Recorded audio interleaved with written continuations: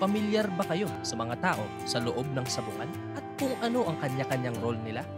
Kung sa boxing may referee, sa sabong naman ay may tinatawag na sentensyador. Ang role ng sentensyador ay maging tagapamagitan ng manok sa meron at wala at pagbigay ng hatol sa bawat laban. Mananari o gaffer naman ang tawag sa taong naglalagay ng tari o sandata sa paa ng mga manok na ipapangsabong. Nakasalalay naman ang potensyal at galing ng manok sa handler. Trabaho kasi ng handler na ikondisyon ang mga manok panabong bago sila isabak sa bakbakan. At ano naman ang mangyayari sa mga manok na pwede pang ipangsabong pero sugatan na. Nandyan ang manggagamot. Chicken vet naman sila kung maituturing. Marahil ang pinaka nakaka-curious na tao sa sabungan ay ang tinatawag na Kristo. Sila ang may pinakamatalas na memorya sa sabungan. Kinokolekta nila ang mga pusta ng mga tataya kada laban. Silang mga ordinaryong tao ang nasa loob ng sabungan at bumubuhay ng patuloy na pagpayagpag ng industriya ng sabong.